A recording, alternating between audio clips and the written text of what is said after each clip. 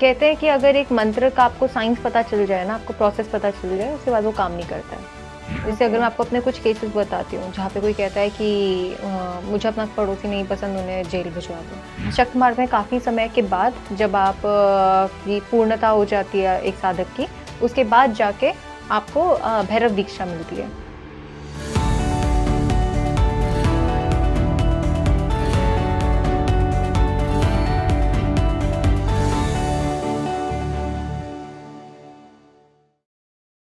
तो आज हमारे साथ मौजूद हैं तंत्र practitioner and parapsychologist Amisha Singh जी।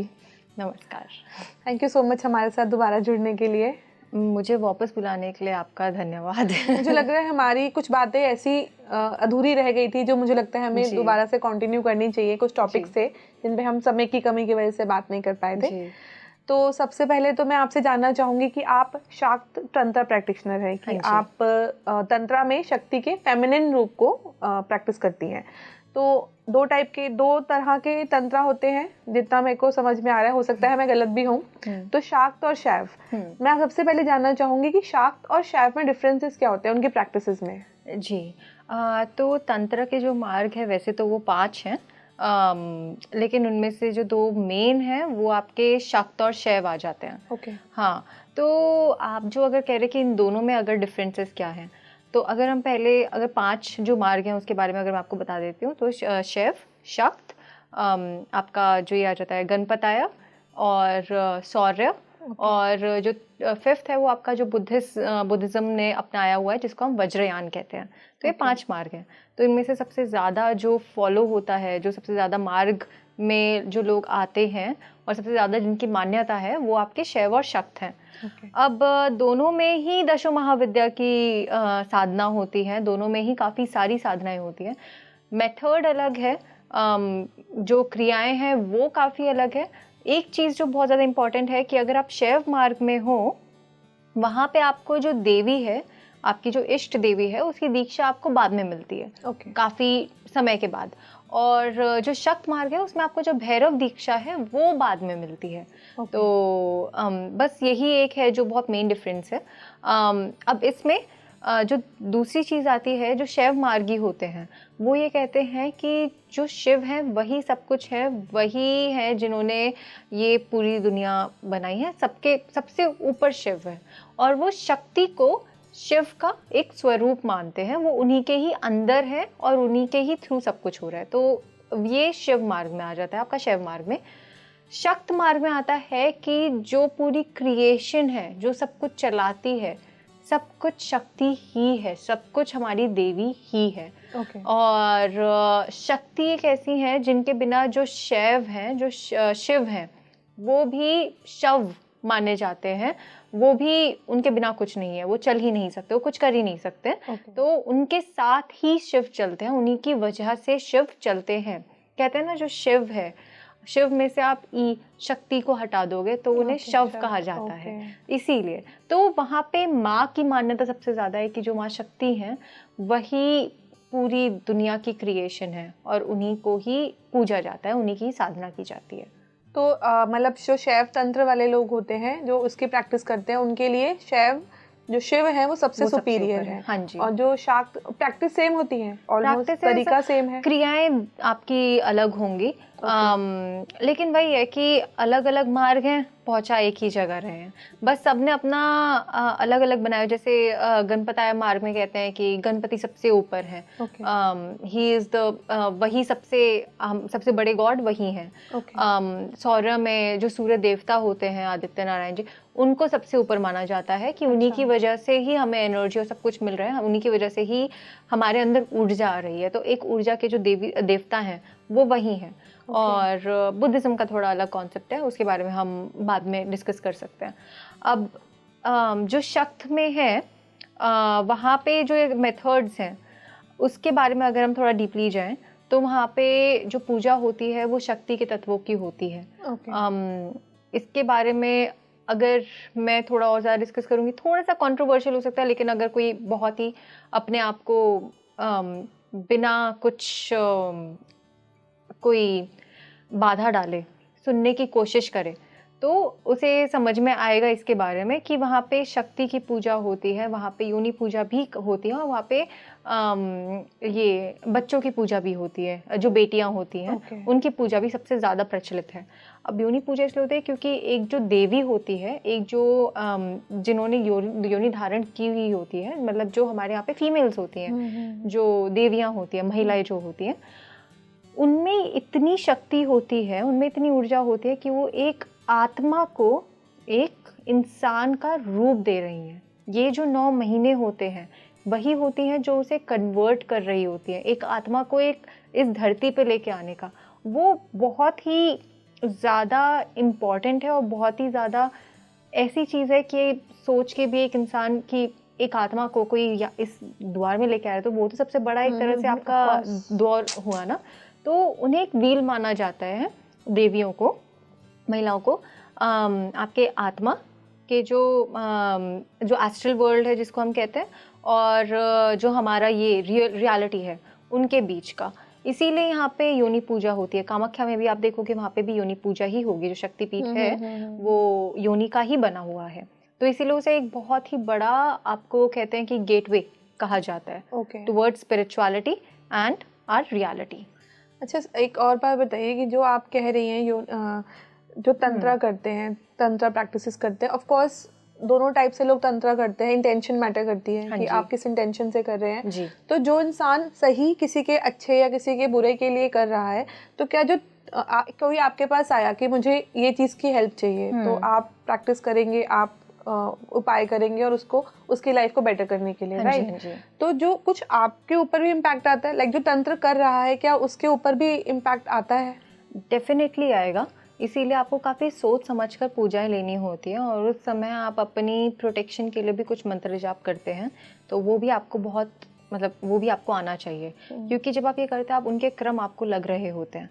और तंत्र का तो मतलब ही ये है, और शक्त जो हमारा मार्ग है उसमें तो ये होता है कि आप देवी या देवता को पहले अपने पात्र, मतलब अपने शरीर में बिठाते हो, लेकर आते हो, उसके बाद फिर पूजा करते हो, उसके बाद वो आराधना करते हो, ताकि वो जो इंटेंशन और आइडिया है, वो जो ऊर्जा है, वो रियलिटी में कन्वर्ट हो सके। एक ह्यूमन की बॉडी जब आती है, वो एक वेसल है इस रियलिटी का, और जो आपका अध्यात्म आता है, जो आपकी ऊर्जाएं होती हैं, वो इस रियलिटी की नहीं है, लेकिन वो बन सकती हैं अगर सही पात्र हो तो अब अगर आप किसी की पूजा कर रहे हो, किसी का काम अगर आप सुधारने की कोशिश कर रहे हो, उनके अगर कर्म अगर जो होते हैं थोड़ा सा डिसबैलेंस अगर हो रखा है, तो अगर आप कोई अच्छा काम कर रहे हो तो आप ऐसे अच्छी ऊर्जाओं को अपने अंदर बुला रहे हो, तो उनका इफेक्ट आपको भी होगा।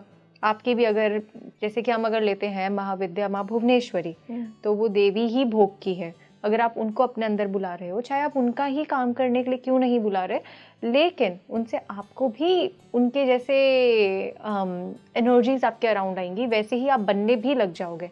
अब जब भी हम, अगर मैं आपको एक एक्सपीरियंस बताऊं, तो अगर जब हम माँ भुवनेश्वरी की साधना करते हैं, तो उस समय आपको भूख बहुत लगेगी, क्योंकि वो भूख की देवी है। तो हर चीज़ आपको कंज्यूम करने का मन करेगा, वैसी चीज़ें होती हैं। तो वो पात्र के साथ होती है, क्योंकि फिर जो एक साधक होता है ना, वो उसका कोई खुद का नाम, उसका कोई खुद का अस्तित्व नहीं रह जाता।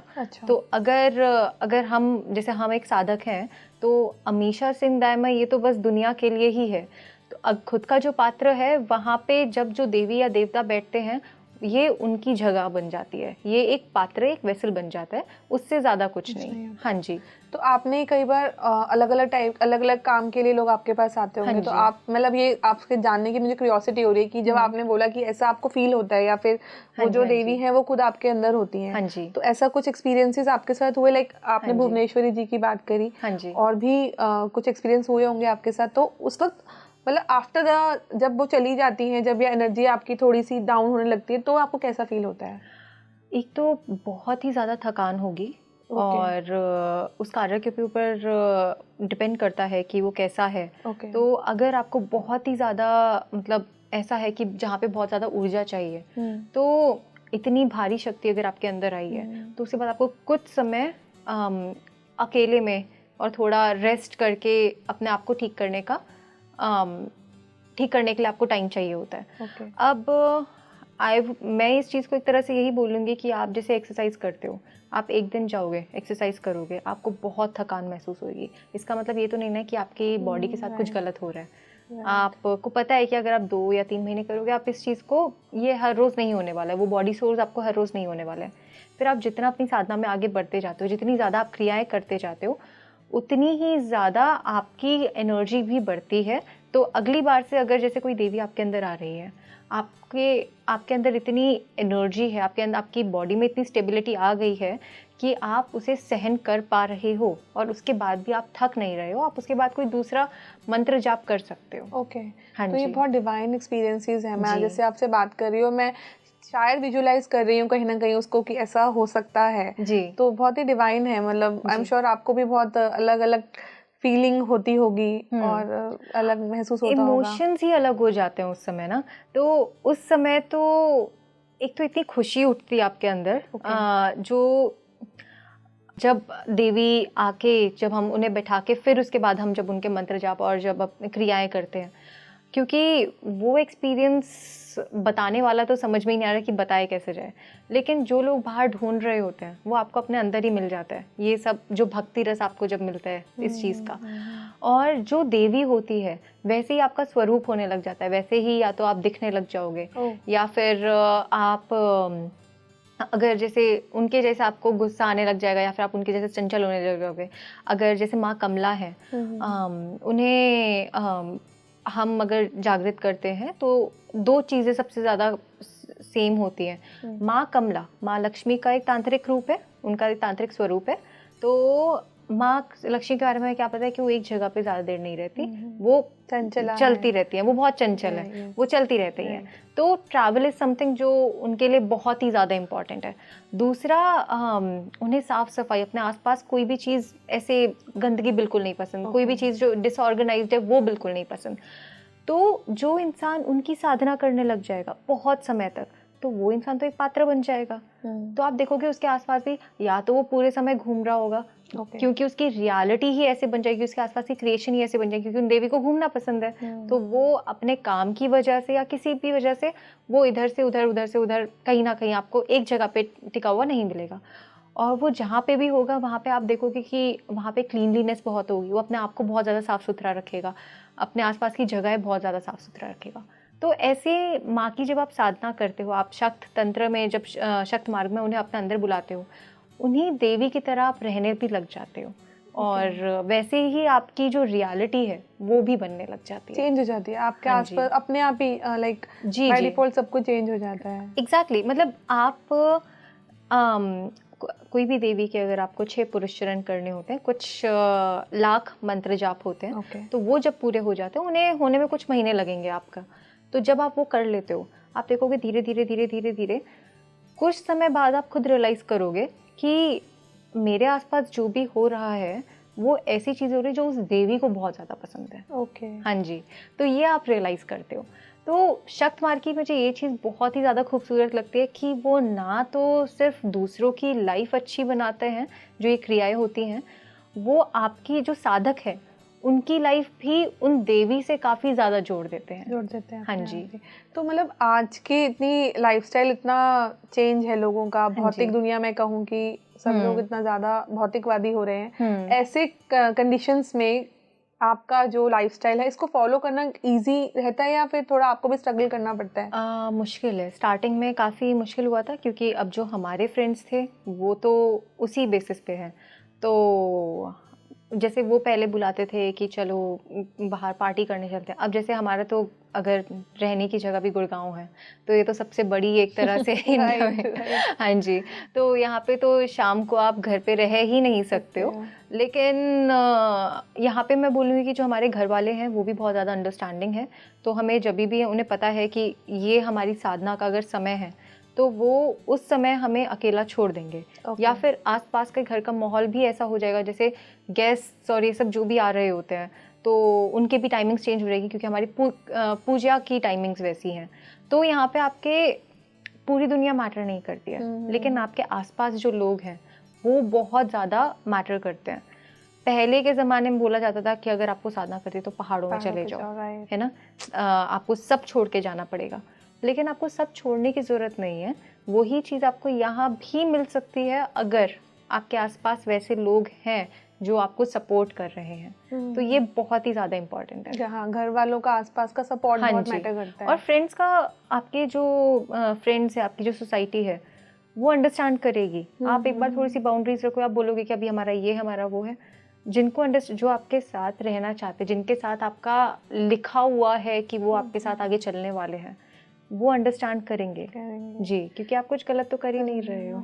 तो अभी शुरू में हमने बात की थी कि भैरव दीक्षा की। मैं उस पे ही वापस चलती हूँ आपके साथ कि वो भैरव दीक्षा क्या होती है। जो आपने बोला कि जब आप शाक्त तंत्र को जब प्रैक्टिस कर लेते हैं एक लेवल तक, तब आपको भैरव दीक्षा दी जाती है। हाँ जी। तो वो एग्जैक्टली क्या होती है? जी, क्या होता है कि शिव और शक्ति तत्व तो हर जगह है, हर इंसान में है ना।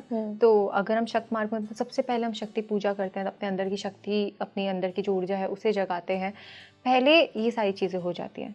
जब ये सारी चीज़ें संपूर्ण हो जाती हैं, उस लेवल को जब आप क्रॉस कर लेते हो कि ये सब एब्जॉर्ब कर पा रहे हो, माँ की जो ऊर्जा है वो आप एब्जॉर्ब कर पा रहे हो, उसके बाद हम आगे बढ़ते हैं भैरव दीक्षा में। तब जो इंसान है, आपको दीक्षा मिलती है, मतलब वो ऊर्जा आपके अंदर आ रही है, आप उनके बस पात्र बन रहे हो, तो उनको बैलेंस करना होता है। तो शक्त मार्ग में काफ़ी समय के बाद जब आप की पूर्णता हो जाती है एक साधक की, उसके बाद जाके आपको भैरव दीक्षा मिलती है। तो हमें, जैसे हमारे यहाँ पे जो शैव मार्गी थे, हमारे जो गुरु हैं, परम गुरु हैं, उनके पास पूरी की पूरी शैव मार्ग की जो ग्रुप है वो आता था, उनका पूरा कुल आता था उनसे दीक्षा लेने के लिए, देवी की दीक्षा लेने के लिए, क्योंकि उन्हें एक ही देवी की दीक्षा चाहिए होती है जो उनकी इष्ट देवी के लिए। बाकी हमारा भी होता है कि हमारे एक किसी भैरव हैं, उनकी हमें दीक्षा चाहिए होती है। तो उसके लिए हमारा जो है वो उज्जैन से है, तो वहाँ पे जाके हमें दीक्षा मिलती है। वहाँ पे जाके हम अपनी साधना करते हैं, शमशान साधना होती है हमारी। वो पूरी करने के बाद फिर हम आगे अपनी प्रैक्टिसेस में बढ़ते हैं। ओके। तो एज अ लेमैन मैं आपसे पूछूं, जो आप साधनाओं की बात कर रहे हैं, इसके डेंजर्स क्या होते हैं? जी, डेंजर्स अगर देखा जाए तो देखिए, रूल्स और रेगुलेशंस होते हैं कुछ चीज़ों के। आप एकदम से कोई भी मंत्र स्टार्ट नहीं कर सकते हो, उससे पहले काफ़ी चीज़ें होती हैं। अभी जैसे अगर हमें कोई मंत्र करना होता है, तो आपने जैसे इंटरनेट में कोई बहुत ही ज़्यादा स्ट्रॉन्ग मंत्र देख लिया, जिसमें बीज मंत्र भी है, सब कुछ है, शुद्धि नहीं पता आपको कि उसमें शुद्धि कौन सी है और कीलम कौन सा है, उसमें कहाँ पे मंत्र कीलित हो रहा है और उसको शुद्ध कैसे करना है। तो ये सब अगर आपको नहीं पता, कीलित मतलब कर्स्ड। ओके। तो जो शिवजी थे, उन्होंने मंत्रों को, ताकि उनका प्रयोग ठीक से हो और ठीक लोगों के द्वारा हो, मंत्र को कीलित कर दिया था। ओके। तो उसके पीछे की कुछ कुछ शुद्धियाँ दी गई थी, जिसकी वजह से वो मंत्र शुद्ध हो सके और लोग यूज कर सके। अच्छा। अब वो जो होता है वो आपके गुरु ही आपको बताते हैं जब आप उस मार्ग में आ जाते हो। फिर वो मंत्र काम करने लग जाते हैं। क्या आपके साथ ऐसा कभी हुआ है कि आपने मंत्र देखा है कि अच्छा हाँ ठीक है, और फिर आप वो मंत्र करने लगते लेकिन कुछ असर नहीं हुआ? नहीं, ऑफकोर्स कई बार होता है ये तो। और जनरली घर में क्या होता है ना कि कुछ भी ऐसे रेमेडीज, उपाय दे देते हैं कि ना हर थर्सडे ये पढ़ा करो, इससे सही हो जाएगा, मंडे को पढ़ा करो, सही हो जाएगा, कुछ नहीं होता। वही, तो इससे थोड़ा बहुत मे बी ऐसे हो कि असर आ जाता है, लेकिन उसका जो पूर्ण कीलम होता है, जो उसका पूर्ण रिजल्ट होता है, वो आपको तब मिलेगा जब आपको उसके बारे में अच्छे से पता और कि आप उससे अच्छे से साधना कर रहे हो।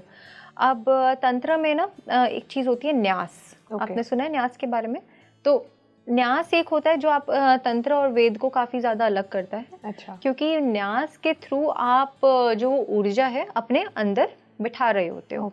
तो न्यास में हम 5 जगह पे अपने जो आपके 5 ऑर्गन्स में हम उस ऊर्जा को बिठाते हैं, तब जाके वो मंत्र आपके लिए काम करने लगता है, तब जाके वो मंत्र की वाइब्रेशंस आपके अंदर आने लगती है। वो आपके आज्ञा चक्र पे होता है, मतलब आपके शीर्ष, क्योंकि आपका माइंड बहुत ज़्यादा ज़रूरी है। इसके पीछे की मैं आपको एक मीनिंग बताती हूँ। एक मंत्र क्या है? मंत्र इज़ वन थिंग की जिसकी वजह से आप सोचते हो कि ये बोलने से जिस चीज़ के लिए वो मंत्र है वो या तो हमें प्राप्त हो जाएगा या वैसी वाइब्रेशंस हमारे अंदर आने लगेंगी, है ना? अब उसके लिए क्या ज़रूरत है? एक तरह से वो चीज़, आप वो चीज़ बोलोगे और वो चीज़ हो जाएगी, इसे मंत्र कहते हैं, है ना? लेकिन उसके लिए क्या चाहिए? सबसे पहली चीज़ क्या होती है? आइडिया। आइडिया, है ना, आपके मन में वो चीज़ आनी चाहिए कि मुझे ये चीज़ चाहिए। हाँ, कि वो जो इच्छा शक्ति होती है आपकी, जो वो सबसे पहले आती है, या उसके बारे में आप सोचते हो, राइट, है ना। सबसे पहले कोई भी चीज़ अगर हम क्रिएट करते हैं, उससे पहले मेंटली सोचा जाता है। Thought is the very first step of creation. Right. तो शीर्ष, तो यहाँ पे आपके मंत्र में एक उच्चारण ऐसा होगा जो आपका शीर्ष होता है, जिसको हम ऋषि कहते हैं। तो जिसने उस मंत्र के बारे में सबसे पहले, जिसको मंत्र मिला गया है, हम उस ऋषि को याद करते हैं, हम उसे वहां पे बिठाते हैं और वो आपका शीर्ष हो जाता है उस मंत्र में, वो आपका आइडिया हो जाता है। अब दूसरी चीज मंत्र में क्या जरूरत है, उस चीज को आप कैसे एग्जीक्यूट करोगे, कैसे बनाओगे, प्लान करोगे, है ना, उसके पीछे की साइंस क्या होगी, हाउ, वो वाली चीज। तो चलो हमने सोचा है कि हम केक बनाएंगे, ये हमारा माइंड हो गया। अब हमें पता करना है कि केक बनाते कैसे हैं, है ना। तो उसके बारे में क्या बताएगा जो साइंस है, वो हमारा छंद, हमारा मुख जो होता है। आपके अंदर कितनी सारी बातें हैं, लेकिन वो रियलिटी में कैसे कन्वर्ट होती है, वो इस दुनिया में कैसे आती है, आपके मुख से जब आप वो बोलते हो, है ना। तो जो उसका साइंस होता है उसके पीछे का, कि वो कैसे किया जा सकता है और वो कैसे उसका प्रयोग होगा, वो आपका मुख हो जाता है। तो वो आपका प्रिंसिपल हो गया आपके हाउ का जो होता है पूरा का पूरा, कि हाउ टू डू समथिंग, है ना। तो साइंस भी आ गई। अब क्या आपको बस यही दोनों चाहिए मंत्र में? यहाँ पे हम ख़त्म कर सकते हैं कि हाँ, हमारा मंत्र भी हमें पता भी चल गया और हमें ये भी पता चल गया, लेकिन सनातन धर्म में एक कौन सी चीज़ है जिसके बारे में सबसे ज़्यादा, जिसको सबसे ज़्यादा महत्व दिया गया है, जिसके बिना हमें लगता है कि कोई चीज़ हो ही नहीं सकती? फेथ। ओके, बिलीफ, उस मंत्र पे बिलीव होना चाहिए आपको। हाँ जी। तो अब वो फेथ कहाँ से आएगा? आपको तो साइंस आ गई। कहते हैं कि अगर एक मंत्र का आपको साइंस पता चल जाए ना, आपको प्रोसेस पता चल जाए, उसके बाद वो काम नहीं करता है। अच्छा, हाँ जी। ओके। क्यों? क्योंकि आपका फेथ मर जाता है। आपको पता चल जाता है कि ये ऐसे होगा, ये ऐसे होगा, बस फेथ तो होता ही नहीं है। लेकिन faith is the strongest thing in this world. आप पूरी दुनिया में सबसे ज्यादा जो पावरफुल चीज है वो फेथ है। फेथ आपको काफी कुछ करवा सकता है, आपके लिए काफी कुछ चीजें आपके सामने लेके आ सकता है। मैनिफेस्टेशन की हम इतनी बातें करते हैं, वो कैसे होती है? पहले वो कहते हैं ना, fake it till you make it, वो कैसे, बस उसके बारे में बस वही फेथ है कि बिलीफ है कि इस चीज को हमें यही होने वाला है, इसके अलावा कुछ नहीं हो सकता। तब जाके वो चीज मैनिफेस्ट होती है। मतलब आप कहना चाह रहे हैं कि मंत्र हो सकता है कि जैसे हम लोग हैं, कोई नॉर्मल कोई भी मंत्र गलत भी निकल सकता है मुंह से, लेकिन अगर फेथ है तो क्या वो गलती हमारी माफ की जा सकती है? उसके लिए क्षमा का प्रोसेस होता है, उसके बारे में आई विल टेल यू। तो वो क्षमा मांगी जाती है। तो लेकिन जो फेथ है, हाँ, चाहे आपका जो फेथ किसी कोई छोटी सी चीज को भी ना बहुत बड़ा बना देता है, तो वो जो मंत्र है, लेकिन उसके पीछे का जो ट्रस्ट है, बिलीफ है, वो कौन लाके देता है? आपके देवता, आपकी देवी, जिसको हम अपने दिल में बैठाते हैं, उनकी एनर्जी को। तो जो आपकी देवी देवता होते हैं उस मंत्र के, वो बहुत ज़्यादा ज़रूरी है कि आप उस मंत्र को कैसे देखते हो। तो जब हम केक है, हमने सोचा कि चलो ऐसे, लेकिन आपका आइडिया क्या है कि आपको केक ऐसा ही चाहिए? बहुत ज़रूरी है ना कि ये हमारा फेथ है कि इसके बाद हम ऐसे खाएंगे उसे, हमारा ये होगा, वो वाली चीज़ आ जाती है। तो जब आपका फेथ होता है तो वो मंत्र काम करने लगता है। तो इसीलिए देवता की बहुत ज़्यादा ज़रूरत है जिसमें आपको फेथ हो सकता है। वो गुरु भी हो सकते हैं, अगर किसी गुरु ने भी आपको मंत्र दिया है, तो अगर गुरु पे फेथ होना, गुरु आप जो ऋषि है वो आपके फिर गुरु होंगे। लेकिन गुरु का भी न्यास होता है, सबसे पहले गुरु का न्यास होता है, उसके बाद ही हम बाकी इन चीज़ों के बारे में आगे जाते हैं। अब इसके बाद आता है आपका बाकी वाली प्रैक्टिसेस मैं थोड़ी शेयर नहीं कर सकती हूँ, फिर वो नीचे की शक्तियाँ होती हैं, तो उसके बारे में फिर I don't know if it is allowed और नॉट। तो I will just share till here कि फेथ है आपका जो मुख है, हाउ, और ये जो आपका मेंटल प्रोसेस है। फिर बीज आ जाता है, आपकी शक्ति आ जाती है, और कीलकम इज रिजल्ट। ये तीनों चीज़ें, इनके बारे में भी आपको पता होना चाहिए। फिर उसके बाद जाके उन्हें कहाँ कैसे बिठाया जाता है, वो वाला process I rather not share. तो वो जो इनिशिएट्स हैं उन्हीं के साथ शेयर होता है। अब ये सारी चीज़ें हो गई। इसके बाद फिर आप मंत्र जाप करते हो, ये सारी ऊर्जाओं को इस जगहों पे बिठा के फिर आप मंत्र जाप करते हो, फिर उनकी वाइब्रेशंस इन जगहों पे आने लग जाती हैं आपके आसपास, तब जाके वो मंत्र आपको रिजल्ट ला के देता है। ओके हाँ जी। बहुत प्रोसेस जो प्रोसीजर है, इट्स वेरी मच, आपको जो कर रहा है उसको प्रैक्टिस होना बहुत ज़रूरी है, क्योंकि इट्स वेरी टिपिकल जी, मैं कहूँ टिपिकल है बहुत ज़्यादा। अगर आपको जो खुद ही अगर जो कर रहा है वही एक्सपर्ट नहीं है तो फिर तो बहुत प्रॉब्लम हो सकती है। क्योंकि आप देखोगे कि आप मंत्र करते हो आपके अंदर बहुत ज़्यादा हीट आने लग जाती है, तो अगर वो गलत जगहों पे आ रही है तो वो हार्म भी कर सकता है। इसीलिए क्योंकि तांत्रिक जो मंत्र है वो ऐसे ही नहीं दिए जाता, और उसकी रीज़न ही ये है कि उन मंत्र में इतनी ज़्यादा ऊर्जा होती है, इतनी ज़्यादा हीट होती है कि वो आपकी अगर सही जगह पे वो ऊर्जा नहीं आ रही तो फिर उसके थोड़े गलत प्रभाव भी हो सकते हैं, इसलिए तांत्रिक मंत्र ऐसे ही नहीं देने चाहिए। आपने बोला कि जो भी इंसान आपके पास किसी प्रॉब्लम को लेकर आया है तो आपको उसका प्रॉब्लम सोल्यूशन करना है या नहीं करना, सॉल्व करनी, ये आपको पता होना चाहिए। हाँ, क्योंकि आप पे इम्पैक्ट आ सकता है। जी जी। तो यही मैं कैसे आपको पता चलता है कि वो इंसान गलत इंटेंशन से आया है या जो भी उसका साथ। जी, तो उससे पहले ना हम एक बार एनर्जी चेक करते हैं। ओके। और फिर एक बार पता चलता है कि किसकी जो नीड्स और वांट्स हैं उनमें से कौन सी बहुत ही ज़्यादा मटेरियल है। जैसे अगर मैं आपको अपने कुछ केसेस बताती हूँ जहाँ पे कोई कहता है कि मुझे अपना पड़ोसी नहीं पसंद, उन्हें जेल भिजवा दो, ये भी केस आता है जो हम नहीं लेते नहीं, मतलब इतना भी प्रॉब्लम होता है लोगों को, इसके लिए भी इतने बड़े बड़े स्टेप ले लेते हैं लोग। जी वाला, ये मुझे लगता है कि ये बहुत खतरनाक है हमारा पड़ोसी। और मतलब खतरनाक क्यों है, कहते वो रात को पूरा टाइम मोटर ऑन करके रखता है और मुझे लगता है कि ये मेरी बहनों को ठीक नज़र से नहीं देखता है। तो आप इन सबको जेल भिजवा सकते हो। तो इन चीज़ों के लिए थोड़ी जेल भिजवाना होता है।